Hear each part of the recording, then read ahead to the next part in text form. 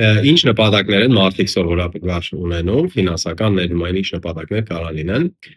4 հատ են ստեղ առանձնացել, առաջինը ամենահեշտն է, բայց բոլորը դա պետք է ունենաք իհարկե, դա ֆինանսական, այսպես ասած, բարձիկն է, բուֆերային ֆոնդը։ Սովորաբար մինիմում 3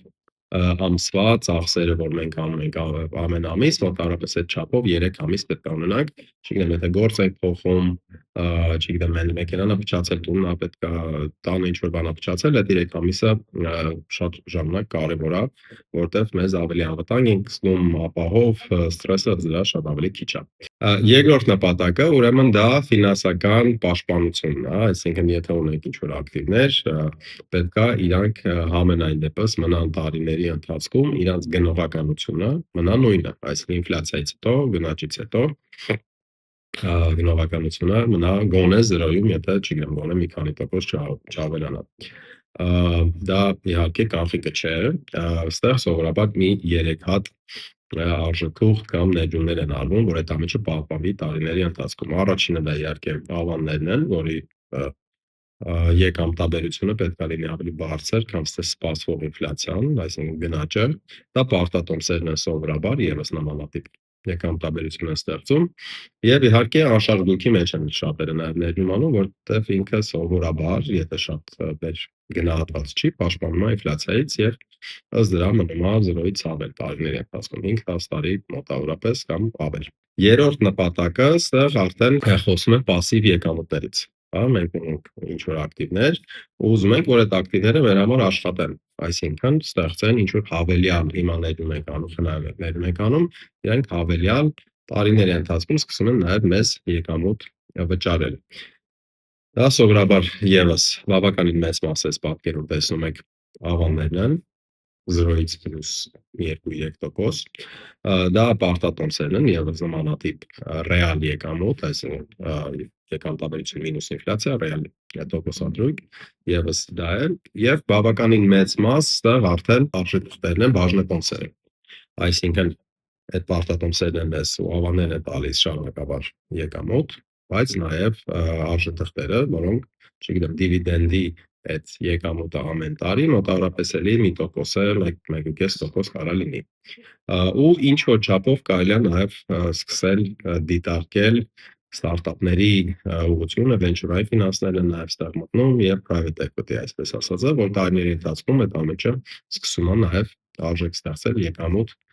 բերել։ Ստեղ կախված է ինչքան է այդ пассив եկամուտը, կախված է իհարկե ոչ թե մենակ դիվիդենդներից եւ այդ արժեքատրոններից, բայց նաեւ կախված է ինչքան ենք մենք հետո այդ վաճառելու, հա, այսինքն այդ пассив եկամուտը ոնց ենք ստանում, մենակ դիվիդենդներ, արժեքատրոններ, թե նաև ինչ որ տարիների ընթացքում նաև վաճառք այդ արժեթղթերի, որ եւս եկամուտ է իհարկե։ Եվ չորրորդ պորտֆելը, չորրորդ նպատակը, որ կարող ունենանք ֆինանսական ներդրումային ուղղությամբ, դա պորտֆել ստեղծել, որը ուղղված է դեպի կապիտալի աճ։ Այսինքն ոչ թե մենակ պահպանենք գնաճից, այլ ինքը ուղղված լինի դեպի այդ պորտֆելը մաքսիմալ ձևով աճեցնել տարիների ընթացքում, որ մեր ներդրումները այտենց լավ աշխատեն, եթե իհարկե կախված է նաև տարիքից, ռիսկայնությունից մարդու եւ այլն, բայց ինքը ուղղված է դեպի աճ։ Ստեղ իհարկե այդ պորտֆելի ռիսկը ավելի բարձր է, ռիսկ եկամտաբերությունը իրար սովորաբար իրար հետ են շարժում։ Ինչ ունենք այս պորտֆելում, ունենք իհարկե ավաններ,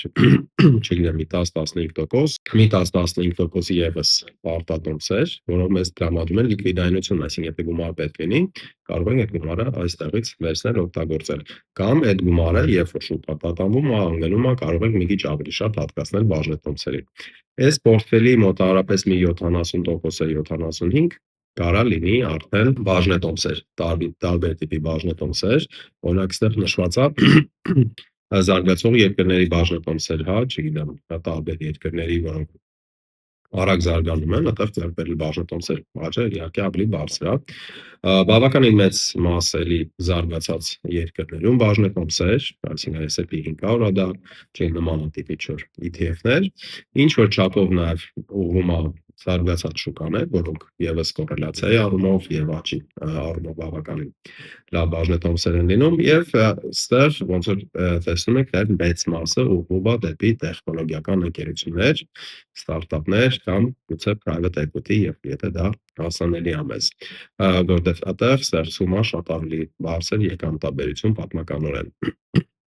Հիմա նաև սա հետրիսն էլ ավելի բարձր, բայց բոլոր դեպքերում պատմականորեն թվերը տեղի եկամտաբերության առումով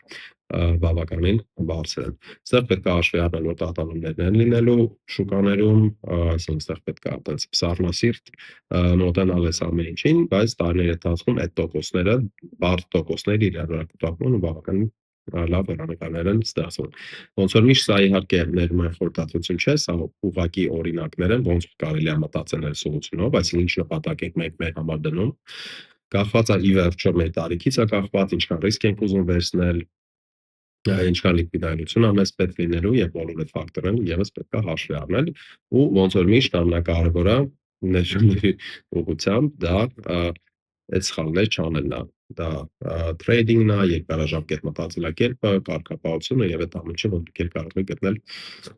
չգիտեմ, արհեստական բանականության հետ խոսելիս։ Դիվերսիֆիկացիայի առումով եւս կարելի է նայել ոնց են այս բոլոր արժեթղթերը ինչ կոռելացիաներ ունեն իրանք իրար մեջ ու այդ առումով եւ այս կոռելացիաները այս պորտֆելներում նայած ինչքան է դիվերսիֆիկացիան բավականին դրականին աշխատելու նաեւ ռիսկը նվազեցնելու առումով։ Դե հուսամ այսքանը ինչ որ չափով օգտակար կլինի եւ կապ մեջ իհարկե։